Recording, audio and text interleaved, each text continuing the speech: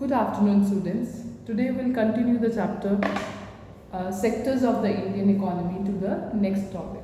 The next topic is Narega or Manrega.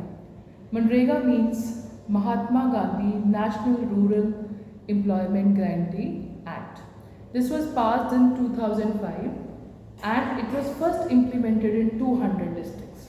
But now it is in 25 districts, and under this act, the people are provided 100 days of guaranteed work in the rural areas.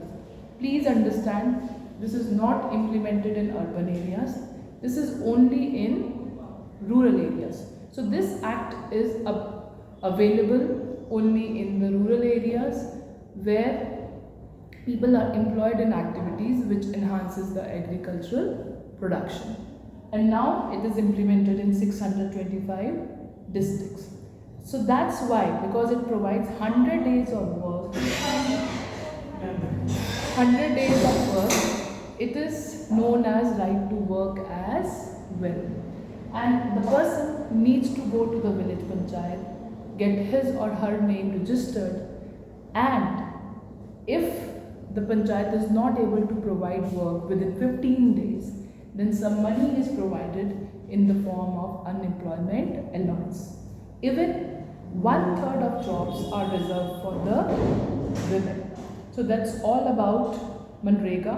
The next topic is dividing the sectors on the basis of working conditions. These are of two types. One, organized, another, unorganized. Organized sector is that sector which is based on rules and regulations. See, there are rules related to Factories Act. There are rules related to Minimum Wages Act, Gratuity Act, Pension Act. All these rules are applicable in the organized sector enterprises. The people have job security there.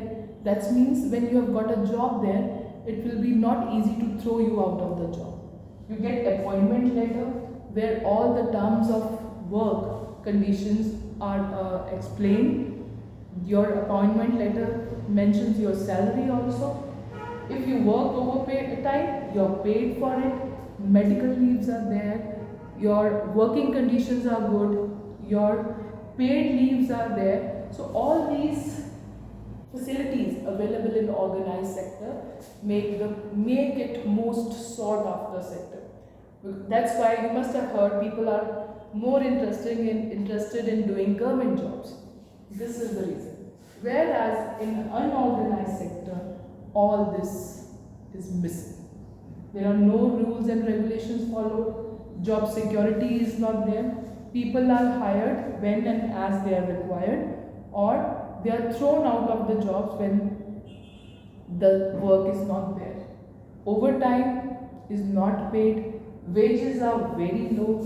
No appointment letter is given, and no medical leave is granted to these unorganized sector workers.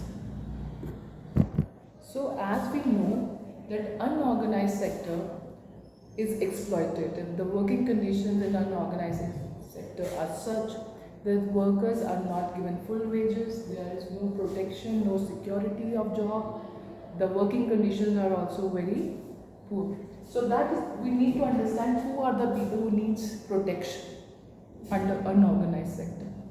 See, in rural areas, if we talk about the landless workers, the landless agricultural workers, the marginal or small farmers which have very small land holding, sharecroppers, the ones who sow crops on the land of others and then share the crop production, they all need protection. Now, how to protect them? As you know, the rural areas, the major activity is agriculture.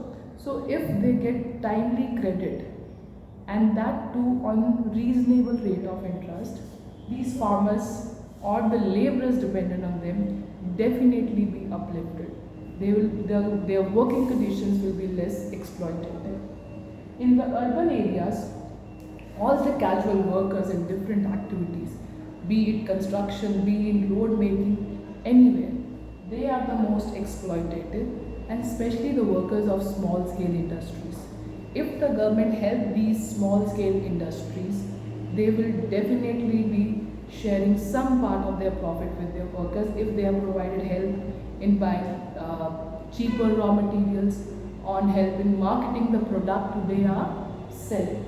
Then last, if we talk about whole society, as a society we see that SCs and STs, scheduled tribes and scheduled castes, they are the most backward economically, educationally, and they are the most discriminated as well. So this group, the scheduled castes and scheduled tribes, they are required to be protected, not only in terms of providing them education, but they are needed protection in their work area as well, because this part of the society is mostly working for others, and that too in poor working conditions in the unorganized sector.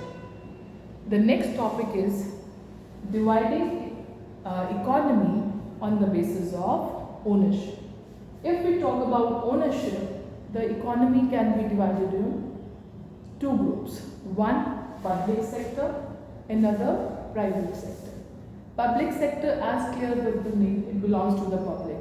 And whatever government builds, it belongs to the government because it is made with the money which people paid as taxes. So the sector which is owned by government is public sector. Private could be by one individual or few individuals together. It is dominated by welfare of the people. It is run for the profit. Most of the poor in society, they depend on public sector for various things, whereas the rich strata or the upper middle classes in the society, they depend on the private sector for the services they need in life. Now let's talk about the role of public sector. Talk about electricity, talk about MSP to the farmers, talk about small scale industries being provided electricity at less cost or raw materials at less cost. The private individuals are not interested to do that.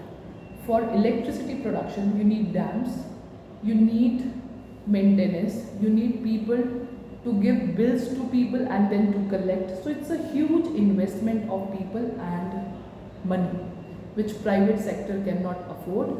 Number two, the profit margin is not high. We cannot make electricity very expensive because it can lead to the downfall of industrialization and other economic activities.